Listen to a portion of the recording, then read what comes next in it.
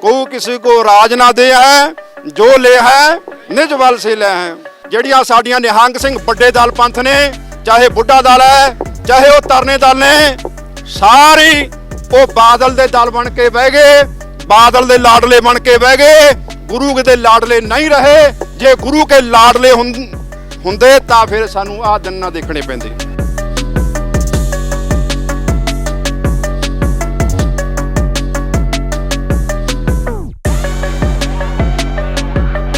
ਹੁਣ ਤਾਂ ਗੁਰਮੁਖ ਪਿਆਰੋ ਸਾਨੂੰ ਕਿਸੇ ਤੋਂ ਵੀ ਆਸ ਨਹੀਂ ਰੱਖਣੀ ਚਾਹੀਦੀ, ਚਾਹੇ ਉਹ ਦਮਦਮੀ ਟਕਸਾਲ ਹੋਵੇ, ਚਾਹੇ ਨਿਹੰਗ ਸਿੰਘ ਜਿਹੜਾ ਆਪਦੇ ਆਪ ਨੂੰ ਖਾਲਸਾ ਪੰਥ ਕਹਾਉਂਦਾ ਹੈ ਉਹ ਹੋਵੇ, ਚਾਹੇ ਸ਼੍ਰੋਮਣੀ ਕਮੇਟੀ ਹੋਵੇ, ਚਾਹੇ ਸੰਤ ਸਮਾਜ ਹੋਵੇ। ਇਹ ਸਾਰੇ ਵਿਕ ਚੁੱਕੇ ਨੇ। ਜਿੰਨਾ ਚਿਰ ਅਕਾਲ ਤਖਤ ਸਾਹਿਬ ਦਾ ਜਥੇਦਾਰ ਅਕਾਲੀ ਫੂਲਾ ਸਿੰਘ ਵਰਗਾ ਨਹੀਂ ਆਉਂਦਾ, ਉਹਨਾਂ ਚਿਰ ਇਸੇ ਤਰ੍ਹਾਂ ਸਾਨੂੰ ਇਹ ਦਿਨ ਦੇਖਣੇ ਪੈਣਗੇ, ਇਸੇ ਤਰ੍ਹਾਂ ਖੱਜਲ ਖੁਆਰ ਹੋਣਾ ਪਊਗਾ।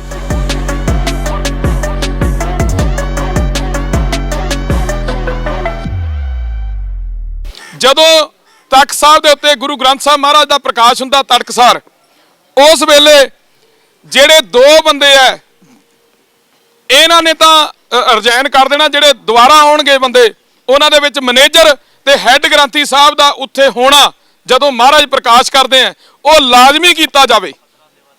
ਤੇ ਨਾਲ ਜਿਹੜੇ ਐ ਸ਼ਸਤਰਧਾਰੀ ਸਿੰਘ ਜਿਹੜੇ ਐ 15 ਘੱਟੋ ਘੱਟ 15 ਜਿਹੜੇ ਸਿੰਘ ਐ ਉਹ ਦਰਬਾਰ ਸਾਹਿਬ ਦੇ ਵਿੱਚ ਹੋਣੇ ਚਾਹੀਦੇ ਆ ਜੀ। ਇਹਦੇ ਨਾਲ ਤੁਸੀਂ ਸਹਿਮਤ ਹੋ ਜੀ? ਜਿਹੜੀ ਇਹ ਵੀ ਮੰਗ ਅਸੀਂ ਲਿਖੀ ਹੈ ਜੀ, ਬੋਲੇ ਸੋ ਨਿਹਾਲ। ਇੱਕ ਸਾਡੇ ਸਿੰਘ ਸਾਹਿਬ ਗੱਲ ਕਰਦੇ ਨੇ ਜੀ, ਅਸੀਂ ਸਰਕਾਰ ਨੂੰ ਉਹ ਅਸੀਂ ਸ਼੍ਰੋਮਣੀ ਕਮੇਟੀ ਨੂੰ ਨਹੀਂ, ਉਹ ਅਸੀਂ ਸਰਕਾਰ ਨੂੰ ਕਹਿਣਾ ਚਾਹੁੰਦੇ ਆ ਵੀ ਇਹਦਾ ਜਿਹੜਾ ਜ਼ਾਲਮ ਦੋਸ਼ੀ ਹੈ, ਜਿਹੜਾ ਦੁਸ਼ਟ ਆਦਮੀ ਜਿਹਨੇ ਤਖਤ ਸਾਹਿਬ ਦੇ ਆ ਕੇ ਬੇਅਦਬੀ ਕਰਨ ਦੀ ਕੋਸ਼ਿਸ਼ ਕੀਤੀ ਹੈ, ਉਹਦਾ ਨਾਰਕੋ ਟੈਸਟ ਕਰਾਇਆ ਜਾਵੇ। ਜੇ ਉਹ ਨਹੀਂ ਮੰਨਦਾ, ਜਦੋਂ ਨਾਰਕੋ ਟੈਸਟ ਹੋਊਗਾ ਉਹਦੇ ਵਿੱਚ ਉਹਦਾ ਸਾਰਾ ਕੁਝ ਸੱਚ ਦਾ ਸੱਚ, ਝੂਠ ਦਾ ਝੂਠ ਪਤਾ ਲੱਗ ਜਾਊਗਾ। ਉਹਦੇ ਪਿੱਛੇ ਕੌਣ ਹੈ, ਕਿਹੜੀ ਜਥੇਬੰਦੀ ਹੈ, ਕਿਹੜੀ ਸੰਸਥਾ ਹੈ ਜਿਹੜੀ ਉਹਨੂੰ ਇੱਥੇ ਤੱਕ ਪ੍ਰੇਰ ਕੇ ਲੈ ਕੇ ਆਈ, ਕਿਹਨੇ ਉਹਨੂੰ ਪੈਸੇ ਦਿੱਤੇ ਹੈ, ਕਿਹਨੇ ਉਹਨੂੰ ਫੀਡ ਕੀਤੀ ਹੈ, ਕਿਹਨੇ ਉਹਦੀ ਸਹਾਇਤਾ ਕੀਤੀ ਹੈ, ਇਹ ਸਾਰੀਆਂ ਗੱਲਾਂ ਦਾ ਪਤਾ ਲੱਗ ਜਾਊਗਾ। ਇਹਦੇ ਨਾਲ ਤੁਸੀਂ ਸਹਿਮਤ ਹੋ ਜੀ? ਕਹਿਣਾ ਚਾਹੀਦਾ ਬੋਲੇ ਸੋ ਨਿਹਾਲ। ਇਹ ਛਾਂਟਿਆ ਜਾਵੇ, ਦੁੱਧੋਂ ਪਾਣੀ ਛਾਂਟਿਆ ਜਾਵੇ, ਉਹਦਾ ਪੂਰਾ ਟੈਸਟ ਹੋਵੇ, ਸਾਰੀ ਸੱਚਾਈ ਜਿਹੜੀ ਆ ਸਾਹਮਣੇ ਆਵੇ। ਇਸੇ ਕਾਰਨ ਅਸੀਂ ਕੱਲ ਟਾਵਰ ਤੇ ਚੜੇ ਸੀਗੇ ਤੇ ਜਿਹੜੇ ਐਸਪੀ ਸਾਹਿਬ ਇੱਥੇ ਦੇ ਵੱਡੇ ਅਫਸਰ ਨੇ ਮੋਤਬਾਰ, ਉਹਨਾਂ ਨੇ ਕਿਹਾ ਸੀ ਵੀ ਇਹ ਹੋਊਗਾ। ਬਿਲਕੁਲ ਠੀਕ ਹੈ ਜੀ। ਜਦੋਂ ਤੁਸੀਂ ਸੰਘਰਸ਼ ਕਰੋਗੇ ਤਾਂ ਜਿਹੜੀਆਂ ਤੁਹਾਡੀਆਂ ਮੰਗਾਂ ਉਹ ਮੰਨੀਆਂ ਜਾਣਗੀਆਂ, ਇਹ 100% ਕਲੀਅਰ ਹੈ ਜੀ। ਹੁਣ ਮੈਂ ਬੇਨਤੀ ਕਰਾਂ, ਸਾਡੇ ਵਿੱਚ ਨਿਹੰਗ ਜਥੇਬੰਦੀਆਂ ਦੇ ਮੁਖੀ ਜਿਹੜੇ ਪਿਛਲੇ ਜਿੱਦਣ ਦਾ ਸੰਘਰਸ਼ ਚੱਲਿਆ ਸਾਡਾ ਕਿਸਾਨਾਂ ਦਾ, ਸਭ ਤੋਂ ਮੂਹਰੇ ਬਾਰਡਰ ਦੇ ਉੱਤੇ ਜਿਹੜੀ ਸਿੰਘੂ ਬਾਰਡਰ ਦੀ, ਸਾਰੇ ਜਣੇ ਗਏ ਹੋਣੇ ਉੱਥੇ ਸਿੰਘੂ ਬਾਰਡਰ ਤੇ, ਜਿਹੜੀ ਸਿੰਘੂ ਬਾਰਡਰ ਦੀ ਸਟੇਜ ਹੈ, ਸਟੇਜ ਦੇ ਵੀ ਪਰਲੇ ਪਾਸੇ ਜਿੱਥੇ ਉਹਨਾਂ ਨੇ ਬੜੇ ਬੜੇ ਕੰਟੇਨਰ ਭਰ ਕੇ ਸਿਮੈਂਟ ਦੇ ਲਾਏ ਹੋਏ ਆ, ਉੱਥੇ ਫੌਜ ਖੜੀ ਕੀਤੀ ਹੋਈ ਹੈ, ਛਾਉਣੀ ਬਣਾਈ ਹੋਈ ਹੈ। ਉਸ ਛਾਉਣੀ ਤੋਂ ਸਭ ਤੋਂ ਮੂਹਰੇ ਜਿਹੜੀ ਜਥੇਬੰਦੀ ਬੈਠੀ ਹੈ ਉਹ ਬਾਬਾ ਰਾਜਾ ਸਿੰਘ ਉਹਨੀ ਹੈ, ਉਹਦੀ ਅਗਵਾਈ ਕਰਦੇ ਨੇ। ਘੋੜਿਆਂ ਵਾਲੇ ਜਥੇਦਾਰ ਜਿਹੜੇ ਘੋੜੇ ਖੜੇ ਆ ਉਸ ਬੈਰੀਅਰ ਤੇ, ਉਹ ਜਿਹੜੀ ਅਗਵਾਈ ਕਰਦੇ ਆ ਨਿਹੰਗ ਸਿੰਘ ਮੁਖੀ ਬਾਬਾ ਕੁਲਵਿੰਦਰ ਸਿੰਘ ਨਹੀਂ ਕਰਦੇ ਆ। ਇਹ ਸਾਰੀਆਂ ਜਥੇਬੰਦੀਆਂ ਦੇ ਮੁਖੀ ਸਾਡੇ ਵਿੱਚ ਪਹੁੰਚੇ ਆ। ਮੈਂ ਹੁਣ ਬੇਨਤੀ ਕਰਾਂ, ਸਾਡੀ ਕੌਮ ਦੇ ਮਹਾਨ ਜਰਨੈਲ ਨਿਹੰਗ ਸਿੰਘ ਮੁਖੀ ਜਥੇਦਾਰ ਰਾਜਾ ਸਿੰਘ ਜੀ, ਉਹ ਵੀ ਸੰਗਤਾਂ ਦੇ ਆ ਕੇ ਸਨਮੁਖ ਹੋਣ ਜੀ। ਵਾਹਿਗੁਰੂ ਜੀ ਕਾ ਖਾਲਸਾ, ਵਾਹਿਗੁਰੂ ਜੀ ਕੀ ਫਤਿਹ। ਸਤਿ ਸ੍ਰੀ ਅਕਾਲ।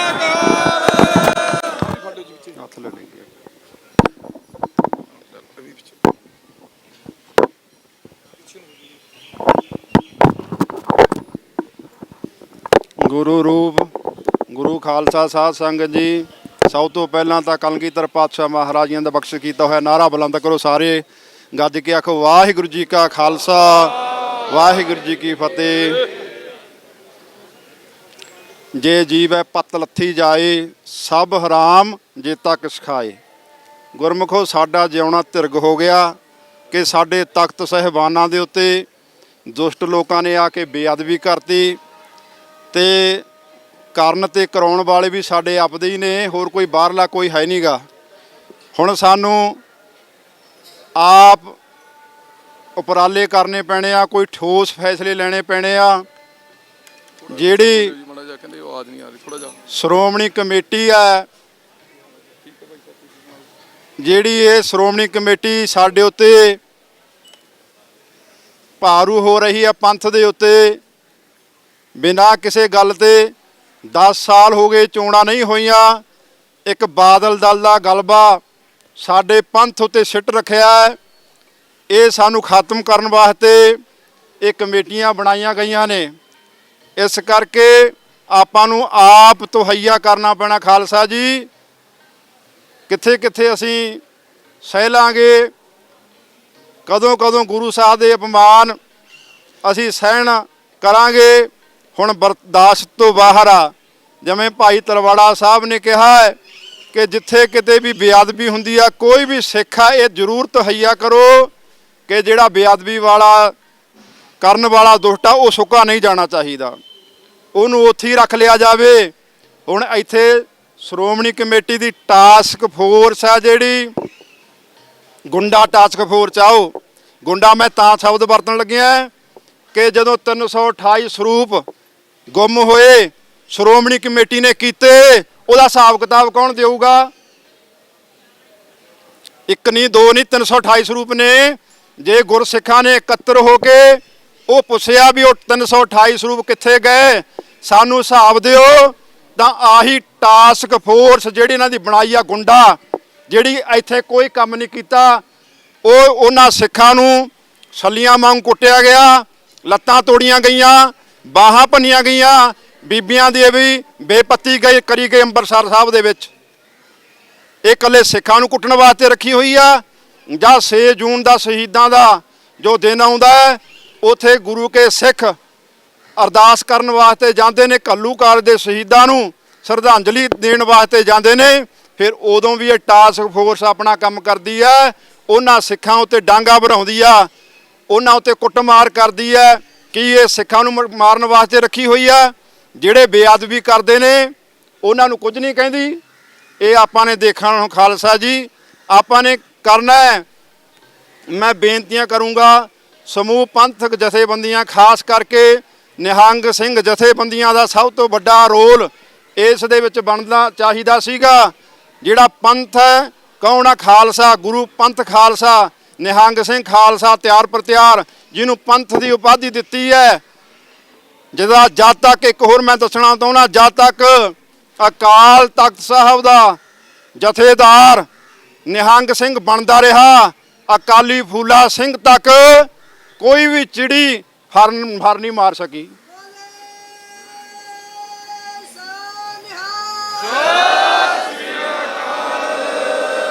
ਹੁਣ ਜਦੋਂ ਦੇ ਆ ਲਿਫਾਫੇ ਵਾਲੇ ਜਥੇਦਾਰ ਪੈਦਾ ਹੋ ਗਏ, ਥੋਂ ਪਰ ਥੋਂ ਬੇਅਦਬੀਆਂ, ਥੋਂ ਪਰ ਥੋਂ ਸਾਡੇ ਪੰਥ ਦੀ ਬੁਰੀ ਦਸ਼ਾ ਕਰ ਦਿੱਤੀ ਇਹਨਾਂ ਲੋਕਾਂ ਨੇ। ਹੁਣ ਤੁਸੀਂ ਭਰਾਵੋ ਛਡਾਉਣਾ ਖਹਿੜਾ ਇਹਨਾਂ ਤੋਂ ਇੱਕ ਮੁੱਠ ਹੋ ਕੇ ਫੇਰ ਹੀ ਗੱਲ ਬਣਨੀ ਹੈ। ਅਸੀਂ ਅੱਜ ਆਪਣੀਆਂ ਪਰੰਪਰਾਵਾਂ ਨੂੰ ਭੁੱਲ ਗਏ, ਆਪਣੀ ਮਰਜ਼ਾਦਾ ਭੁੱਲ ਗਏ, ਤਾਂ ਅਸੀਂ ਇੱਥੇ ਆ ਇਨਸਾਫ ਲੈਣ ਵਾਸਤੇ ਬੈਠੇ ਹਾਂ। ਸਾਨੂੰ ਆਹ ਦਿਨ ਦੇਖਣੇ ਤਾਂ ਪੈ ਰਹੇ ਨੇ।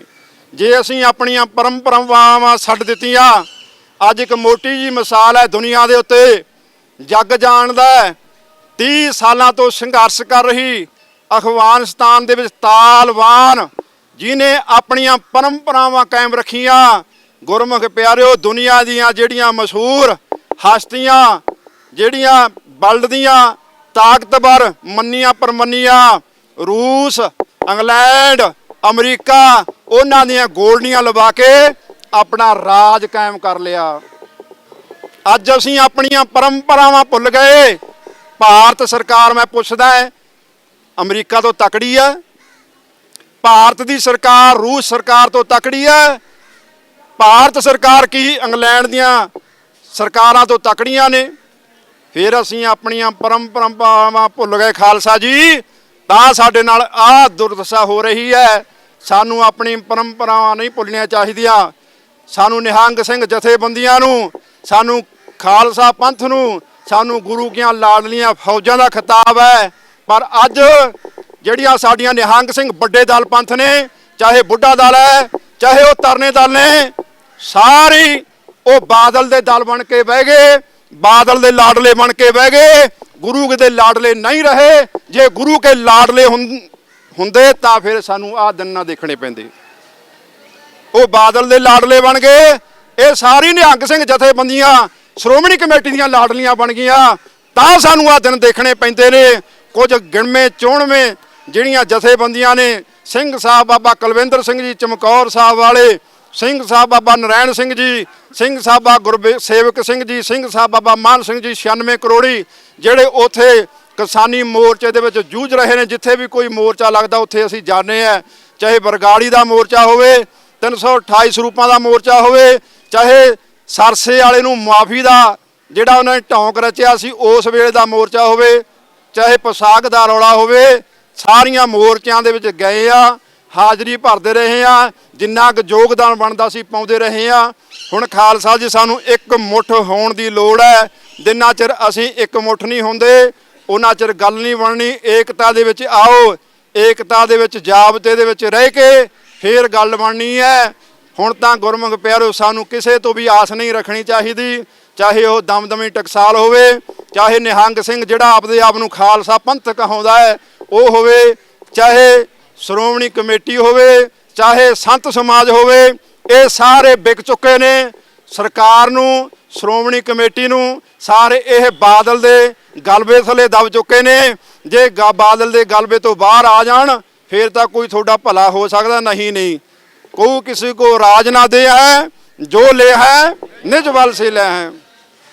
ਇਹ ਤਾਂ ਹੁਣ ਸ਼ਾਸਤਰ ਦੇ ਨਾਲ, ਸ਼ਾਸਤਰ ਕੇ ਅਧੀਨ ਹੈ ਰਾਜ, ਇਹ ਸ਼ਾਸਤਰ ਦੇ ਨਾਲ ਸਾਨੂੰ ਸਾਰੇ ਕੰਮ ਕਰਨੇ ਪੈਣੇ ਐ।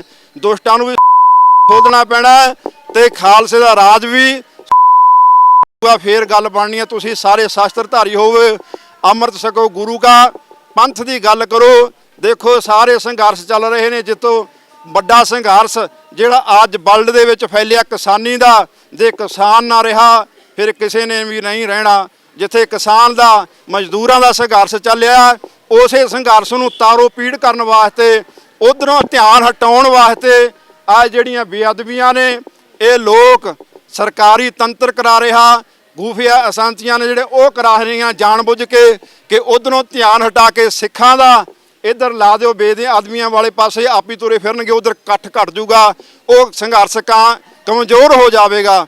ਇਸ ਕਰਕੇ ਖਾਲਸਾ ਜੀ ਆਪਾਂ ਨੇ ਚੇਤਨ ਰਹਿਣਾ, ਆਪਾਂ ਨੇ ਜਾਗਦੀਆਂ ਜ਼ਮੀਨਾਂ ਰੱਖਣੀਆਂ ਨੇ ਤੇ ਚੜ੍ਹਦੀ ਕਲਾ ਦੇ ਨਾਲ ਸਾਰੇ ਕਾਰਜ ਕਰਨ। ਦੇਖੋ ਸਾਡੀਆਂ ਡਿਊਟੀਆਂ ਲੱਗੀਆਂ ਨੇ, ਅਸੀਂ ਕਿਸਾਨੀ ਸੰਘਰਸ਼ ਦੇ ਵਿੱਚ ਪਹਿਲੇ ਦਿਨ ਤੋਂ ਹੀ ਸਿੰਘੂ ਬਾਰਡਰ ਦੇ ਉੱਤੇ ਬੈਠੇ ਆ, ਉੱਥੇ ਸੇਵਾਵਾਂ ਕਰ ਰਹੇ ਆ। ਬੇਅਦਬੀ ਹੋਈ ਇੱਥੇ ਸਿੰਘਾਂ ਨੇ ਸੁਨੇਹਾ ਲਾਇਆ ਵੀ ਜ਼ਰੂਰ ਹਾਜ਼ਰੀ ਭਰਿਓ। ਅਸੀਂ ਸਿਰ ਮੱਥੇ ਕਰਕੇ ਅਸੀਂ ਹਾਜ਼ਰੀ ਭਰਨ ਵਾਸਤੇ ਗੁਰੂ ਕੇ ਚਰਨਾਂ ਦੇ ਵਿੱਚ ਆਏ ਆ। ਸੰਗਤ ਦਾ ਜਿਹੜਾ ਸੱਦਾ ਸੀ ਉਹ ਕਬੂਲ ਕੀਤਾ ਤੇ ਹੁਣ ਜਿਹੜਾ ਗਾਹਾਂ ਵਾਲਾ ਕੋਈ ਪ੍ਰੋਗਰਾਮ ਤੁਸੀਂ ਦੇਣਾ ਜਾਂ ਪੱਕਾ ਮੋਰਚਾ ਲਾਉਣਾ, ਅਸੀਂ ਤੁਹਾਡੇ ਨਾਲ ਆ। ਪਰ ਸਾਡੀ ਡਿਊਟੀ ਇਸ ਟਾਈਮ ਸਿੰਘੂ ਬਾਰਡਰ ਤੇ ਕਿਸਾਨ ਮੋਰਚੇ ਦੇ ਵਿੱਚ ਹੈ।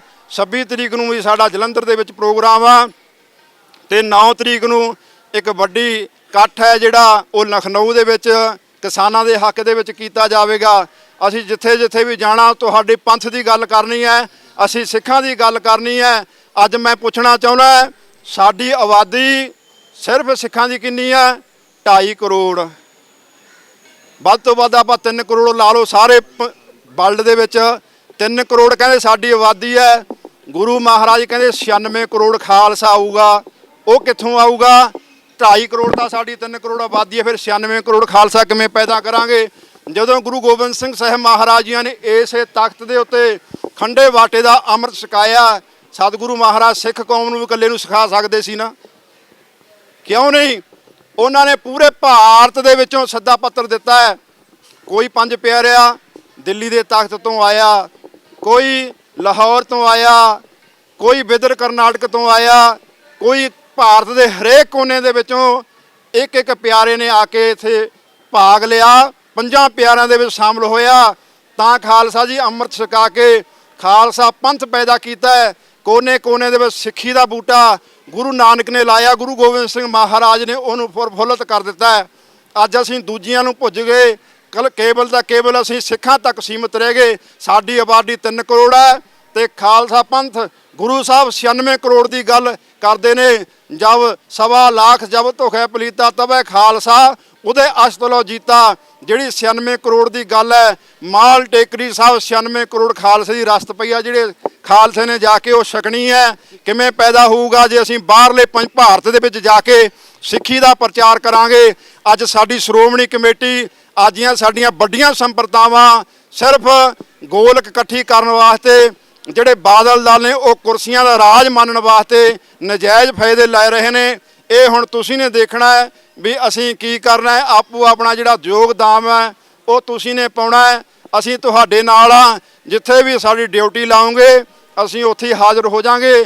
ਪਰ ਗੁਰਮੁਖ ਪਿਆਰਿਓ, ਮੋਰਚਾ ਲਾਉਣਾ ਹੈ ਤਾਂ ਪੂਰੀ ਦ੍ਰਿੜਤਾ ਦੇ ਨਾਲ ਲਾਇਓ ਕਿ ਇਹ ਨਾ ਹੋਵੇ ਅੱਜ ਮੋਰਚੇ ਦੇ ਵਿੱਚ ਇੱਥੇ ਮੋਰਚੇ ਦਾ ਐਲਾਨ ਕਰ ਦਿੱਤਾ, ਇੱਥੇ ਕੱਲ ਨੂੰ ਪੰਜ ਸਿੰਘੀ ਰਹਿ ਜਾਣਾ। ਇਹ ਨਹੀਂ ਹੋਣਾ ਚਾਹੀਦਾ।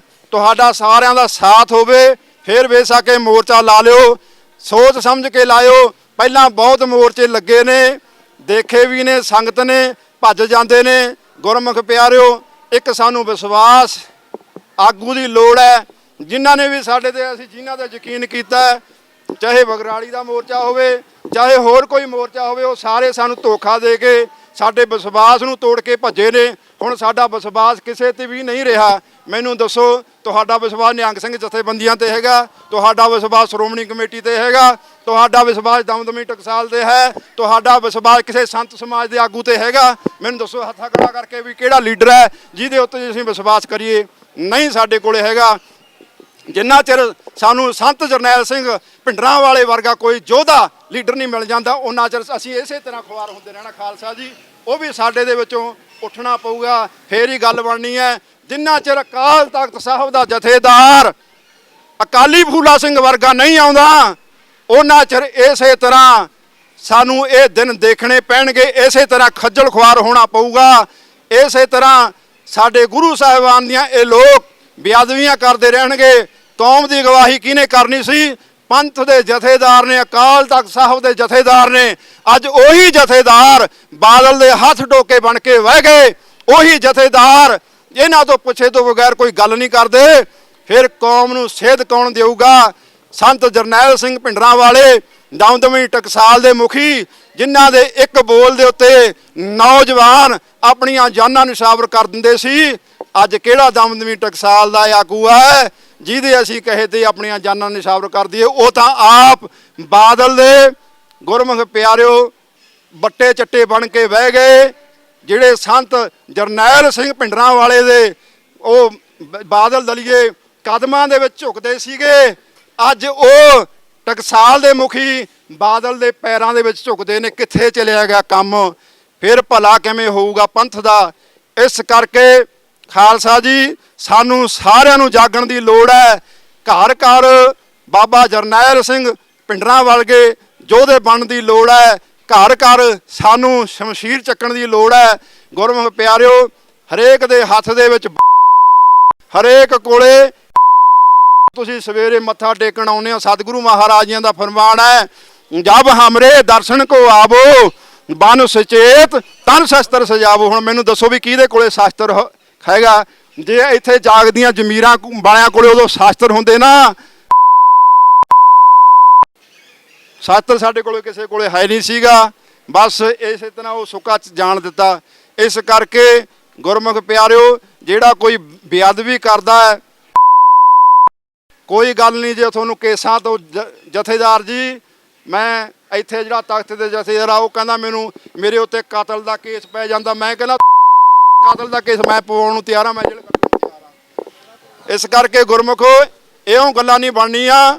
ਜਿਹਨੇ ਉਹ ਗਰੀਬ ਜਿਹੜਾ ਸਿੱਖ ਉਹੀ, ਜਿਹੜਾ ਧਨਾੜ ਹੈ ਉਹ ਕਦੇ ਵੀ ਇਸ ਕੰਮ ਦੇ ਵਿੱਚ ਨਹੀਂ ਆਉਂਦਾ। ਉਹਨਾਂ ਨੂੰ ਪਤਾ ਵੀ ਆਪਾਂ ਨੇ ਲੈਣਾ ਕੀ ਹੈ, ਨਜ਼ਾਰੇ ਲੁੱਟੋ, ਬੁੱਲੇ ਵੱਢੋ। ਉਹਨਾਂ ਦਾ ਕੰਮ ਤਾਂ ਇਹ ਆ। ਇਸ ਕਰਕੇ ਖਾਲਸਾ ਜੀ, ਸਾਨੂੰ ਜਾਗਣ ਦੀ ਲੋੜ ਹੈ। ਆਓ ਆਪਾਂ ਗੁਰੂ ਦੀ ਮੱਤ ਨੂੰ, ਗੁਰੂ ਦੀ ਮਰਜ਼ਾਦਾ ਨੂੰ ਬਹਾਲ ਕਰੀਏ। ਜਿੱਥੇ ਸਾਡੇ ਵਿੱਚ ਬਾਬਾ ਜੀਆਂ ਨੇ ਵਤਨ ਕੀਤਾ ਸੀਗਾ ਕਿ ਜਿਹੜਾ ਇਹ ਡੇਰਾਬਾਦ ਹੈ, ਸਾਨੂੰ ਜਿਹੜਾ ਊਚ ਨੀਚ ਸਤਿਗੁਰਾਂ ਨੇ ਖਤਮ ਕੀਤੀ ਸੀ। ਗਰੀਬ ਸਿੱਖਨ ਕੋ ਦਿਓ ਪਾਤਸ਼ਾਹੀ, ਯਾਦ ਕਰੇ ਮੋਰੀ ਗੁਰਿਆਈ, ਇਨਹੀ ਕੋ ਸਰਦਾਰ ਬਣਾਉ ਤਬੈ ਗੋਬਿੰਦ ਸਿੰਘ ਨਾਮ ਕਹਾਉ।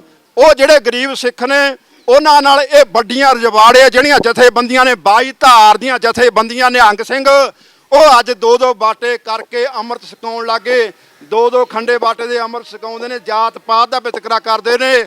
ਫਿਰ ਗੁਰੂ ਕਿਵੇਂ ਖੁਸ਼ ਹੋ ਜਾਊਗਾ? ਜਿਹੜਾ 22 ਧਾਰ ਦੇ ਲਿਸਟ ਦੇ ਵਿੱਚ ਆ ਗਿਆ, ਉਹ ਕਿਵੇਂ ਕੁਰਬਾਨੀ ਕਰ ਦੂਗਾ? ਉਹ ਨਹੀਂ ਕਰ ਸਕਦੇ। ਹੁਣ ਇੱਥੇ ਤੁਸੀਂ ਗਿਣ ਕੇ ਦੇਖ ਲਓ, ਉਂਗਲੀਆਂ ਦੇ ਉੱਤੇ ਗਿਣੇ ਜਾਣਗੇ ਜਿਹੜੇ ਇੱਥੇ ਨਿਹੰਗ ਸਿੰਘ ਬੈਠੇ ਨੇ, ਜਾਗਦੀਆਂ ਜ਼ਮੀਰਾਂ ਵਾਲੇ ਬੈਠੇ ਨੇ, ਜਿਹੜੀਆਂ ਹੋਰ ਸਾਡੀਆਂ 70-80 ਜਥੇਬੰਦੀਆਂ ਨਿਹੰਗ ਸਿੰਘਾਂ ਦੀਆਂ, ਉਹ ਕੇਵਲ ਤਾਂ ਕੇਵਲ ਇਹ ਸ਼੍ਰੋਮਣੀ ਕਮੇਟੀ ਤੋਂ ਰਾਸਤਾ ਖਾਣ ਵਾਸਤੇ ਰੱਖੀਆਂ ਹੋਈਆਂ ਨੇ, ਉਹਨਾਂ ਤੋਂ ਆਟਾ ਦਾਲ ਲੈਣ ਵਾਸਤੇ, ਰੁਪਈਏ ਲੈਣ ਵਾਸਤੇ ਰੱਖੀਆਂ ਹੋਈਆਂ ਨੇ। ਇਹ ਉਹਨਾਂ ਦੀਆਂ ਨੇ। ਜੇ ਤੁਹਾਡੀਆਂ ਹੁੰਦੀਆਂ, ਜੇ ਪੰਥ ਦੀਆਂ ਹੁੰਦੀਆਂ, ਅੱਜ ਇੱਥੇ ਹਾਜ਼ਰੀ ਜ਼ਰੂਰ ਲਵਾਉਂਦੀਆਂ। ਜੇ ਕੋਈ ਇੱਥੇ ਆਊਗਾ ਉਹ ਬੰਦ ਕਮਰਾ ਮੀਟਿੰਗ ਕਰਕੇ ਜਥੇ ਦੇ ਨਾਲ ਉਧਰ ਹੀ ਤੁਰ ਜੂ, ਤੁਹਾਡੇ ਕੋਲੇ ਨਹੀਂ ਕੋਈ ਆ ਕੇ ਬਹਿੰਦਾ। ਗੁਰਮੰਗ ਪਿਆਰਿਓ, ਇੱਥੇ ਤਾਂ ਮਰ ਜੀਵੜਿਆਂ ਨੇ ਬੈਠਾ, ਤੁਸੀਂ ਮਰ ਜੀਵੜੇ ਹੋ, ਜਾਗਦੀਆਂ ਜ਼ਮੀਰਾਂ ਵਾਲੇ ਹੋ। ਇਸ ਕਰਕੇ ਮੇਰੀ ਹੱਥ ਜੋੜ ਕੇ ਬੇਨਤੀ ਹੈ ਕਿ ਆਓ ਇਕੱਤਰ ਹੋਵੋ। ਇਕੱਠ ਦੇ ਨਾਲ ਹੀ ਫੇਰ ਗੱਲ ਬਣਨੀ ਹੈ। ਮੈਨੂੰ ਇਹ ਦੱਸੋ ਵੀ ਅੱਜ ਤੱਕ ਅਕਾਲ ਤਖਤ ਦਾ ਜਾਂ ਚਾਹੇ ਸਰਬੱਤ ਖਾਲਸਾ ਦੇ ਸਾਡੇ ਜਥੇਦਾਰ ਹੋਣ, ਚਾਹੇ ਉਹ ਸ਼੍ਰੋਮਣੀ ਕਮੇਟੀ ਦੇ ਜਥੇਦਾਰ ਹੋਣ, ਕਿਹਨੇ ਪੰਥ ਦੀ ਇਕੱਤਰਤਾ ਦੀ ਗੱਲ ਕੀਤੀ ਆ? ਦੱਸੋ। ਉਹ ਜਿਹੜੇ ਸਰਬੱਤ ਖਾਲਸੇ ਵਾਲੇ ਸਾਡੇ ਜਥੇਦਾਰ ਆਪਦੀ ਏਕਤਾ ਨਹੀਂ ਬਣਾ ਸਕੇ, ਉਹਨਾਂ ਨੂੰ ਥਾਪਿਆ ਸੀ। ਸਾਨੂੰ ਉਹਨਾਂ ਤੋਂ ਬਹੁਤ ਆਸਾਂ ਸੀਗੀਆਂ। ਜਿਹੜੀ ਆਪਦੀ ਇਕੱਤਰਤਾ ਨਹੀਂ ਬਣਾ ਸਕੇ, ਉਹ ਤੁਹਾਡੀ ਇਕੱਤਰਤਾ ਪੰਥਕ ਜਥੇਬੰਦੀਆਂ ਦੇ ਕਿਵੇਂ ਕਰ ਦੇਣਗੇ? ਜਿਹੜੇ ਬਾਦਲ ਦੇ ਹੱਥ ਟੋਕੇ ਜਥੇਦਾਰ ਨੇ, ਲਿਫਾਫਿਆਂ ਦੇ ਵਿੱਚੋਂ ਨਿਕਲੇ ਹੋਏ ਨੇ, ਉਹਨਾਂ ਨੇ ਤਾਂ ਇਹ ਪੰਥ ਦੀ ਇਕੱਤਰਤਾ ਕਰਨੀ ਕੀ ਆ? ਉਹਦਾ ਸਿਰਫ ਉਹਨਾਂ ਨੂੰ ਬੁਲਾਉਂਦੇ ਨੇ ਜਿਹੜੇ ਉਹਨਾਂ ਦੀ ਗੱਲ ਮੰਨਦੇ ਨੇ, ਹੋਰ ਨਹੀਂ ਕਿਸੇ ਨੂੰ ਬੁਲਾਉਂਦੇ। ਇਸ ਕਰਕੇ ਖਾਲਸਾ ਜੀ ਅੱਜ ਸਾਨੂੰ ਇਕੱਤਰ ਹੋਣ ਦੀ ਲੋੜ ਹੈ। ਸਾਰਿਆਂ ਨੂੰ ਤਹਈਆ ਕਰਨਾ ਚਾਹੀਦਾ। ਸਾਰੀਆਂ ਜਥੇਬੰਦੀਆਂ ਨੂੰ, ਚਾਹੇ ਸੰਤ ਸਮਾਜ ਹੈ, ਚਾਹੇ ਨਿਹੰਗ ਸਿੰਘ ਜਥੇਬੰਦੀਆਂ ਨੇ, ਚਾਹੇ ਦਮਦਮੀ ਟਕਸਾਲ ਹੈ, ਚਾਹੇ ਹੋਰ ਕੋਈ ਨੇ। ਮੇਰੀ ਸਾਰਿਆਂ ਨੂੰ ਹੱਥ ਬੰਨ੍ਹ ਕੇ ਬੇਨਤੀ ਹੈ ਕਿ ਭਰਾਵੋ ਬਹੁਤ ਕੁਛ ਹੋ ਗਿਆ ਸਾਡੇ ਨਾਲ, ਬਹੁਤ ਕੁਛ ਤੁਸੀਂ ਨੇ ਕਰਾਤਾ। ਹੁਣ ਹੱਥ ਬੰਨ੍ਹ ਕੇ ਬੇਨਤੀ ਹੈ ਕਿ ਇਕੱਤਰ ਹੋ ਜਾਓ, ਇੱਕ ਪਲੇਟਫਾਰਮ ਤੇ ਆ ਜਾਓ, ਆਪੋ ਆਪਣੇ ਮਤਭੇਦ ਭੁਲਾ ਦਿਓ, ਫਿਰ ਗੱਲ ਬਣਨੀ ਹੈ। ਜਿੰਨਾ ਚਿਰ ਅਸੀਂ ਇਕੱਤਰ ਨਹੀਂ ਹੁੰਦੇ, ਇੱਕ ਪਲੇਟਫਾਰਮ ਤੇ ਇਕੱਠੇ ਨਹੀਂ ਹੁੰਦੇ, ਇਹ ਜਿਹੜੀਆਂ ਇਹੋ ਜਿਹੀਆਂ ਘਟਨਾਵਾਂ ਇਸੇ ਤਰ੍ਹਾਂ ਹੁੰਦੀਆਂ ਰਹਿਣਗੀਆਂ। ਉਹਨਾਂ ਨੂੰ ਪਤਾ, ਦੁਸ਼ਟਾਂ ਨੂੰ, ਕਿ ਜਿਹੜਾ ਖਾਲਸਾ ਪੰਥ ਹੈ ਉਹ ਖੇਰੂ ਖੇਰੂ ਹੋਇਆ ਪਿਆ, ਇਹਨਾਂ ਦੇ ਵਿੱਚ ਏਕਤਾ ਨਹੀਂ ਹੈ, ਇਹ ਆਪੋ ਧਾੜ ਹੋਏ ਬੈਠੇ ਨੇ।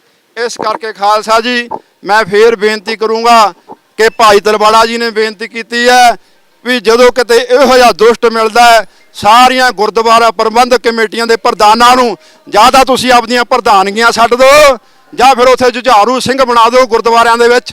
ਜਿੱਥੇ ਕੋਈ ਇਹੋ ਜਿਹੀ ਦਸ਼ਟ, ਕੋਈ ਬੇਅਦਬੀ ਕਰਦਾ, ਜਾਂ ਉਹਦੇ ਉੱਥੇ ਰੱਖ ਲਓ, ਫੇਰ ਗੱਲ ਬਣਨੀ ਹੈ। ਨਹੀਂ ਗੱਲ ਨਹੀਂ ਬਣਨੀ। ਕੋਈ ਗੱਲ ਨਹੀਂ, ਖਾਲਸਾ ਪੰਥ ਆਪ ਹੀ ਨਜਿੱਠ ਲੂਗਾ। ਕੋਈ ਪਰਵਾਹ ਨਾ ਕਰਿਆ ਕਰੋ ਵੀ ਕੌਣ ਸਾਡਾ ਪਾਲਣਹਾਰ ਹੈ। ਉਹ ਅਕਾਲ ਪੁਰਖ ਵਾਹਿਗੁਰੂ ਆਪ ਹੀ ਪਾਲਣਹਾਰ ਹੈ। ਕਿਸੇ ਦੇ ਕਹਿਣ ਤੇ ਕੋਈ ਕਿਸੇ ਨੂੰ ਕੁਝ ਨਹੀਂ ਦਿੰਦਾ। ਗੁਰਮੁਖ ਪਿਆਰਿਓ, ਵੱਡੀਆਂ ਵੱਡੀਆਂ ਕੁਰਬਾਨੀਆਂ ਕਰਕੇ ਯੋਧੇ ਬੇਸ਼ੱਕ ਉਹ ਘਰੋਂ ਗਰੀਬ ਸੀਗੇ। ਇਸ ਕਰਕੇ ਸਾਨੂੰ ਇਕੱਤਰਤਾ ਦੀ ਲੋੜ ਆ ਭਰਾਵੋ। ਇਕੱਤਰ ਹੋਵੋ, ਬਾਣੀ ਦੇ ਨਾਲ ਜੁੜੋ ਤੇ ਆਪਣੀ ਚੜ੍ਹਦੀ ਕਲਾ ਦੇ ਨਾਲ ਸਤਿਗੁਰਾਂ ਅੱਗੇ ਅਰਦਾਸ ਕਰੋ ਕਿਹੜਾ ਜਿਹੜਾ ਸਾਡਾ ਖਾਲਸਾ ਪੰਥ ਹੈ ਉਹ ਏਕਤਾ ਦੇ ਵਿੱਚ ਆਵੇ। ਗੁਰੂ ਸਾਹਿਬ ਕਿਰਪਾ ਕਰਨ। ਇੰਨੀਆਂ ਬੇਨਤੀਆਂ ਪ੍ਰਵਾਨ ਕਰਿਓ। ਭੁੱਲਾਂ ਚੁੱਕਾਂ ਦੀ ਖਿਮਾ। ਜੇ ਕਿਸੇ ਦੀ ਸ਼ਾਨ ਖਿਲਾਫ ਬੋਲਿਆ ਗਿਆ ਹੋਵੇ, ਗੁਰੂ ਗ੍ਰੰਥ ਦੇ ਪੰਥ ਬਖਸ਼ਣਯੋਗ ਆ ਜੀ, ਬਖਸ਼ ਦਿਓ। ਵਾਹਿਗੁਰੂ ਜੀ ਕਾ ਖਾਲਸਾ, ਵਾਹਿਗੁਰੂ ਜੀ ਕੀ ਫਤਿਹ।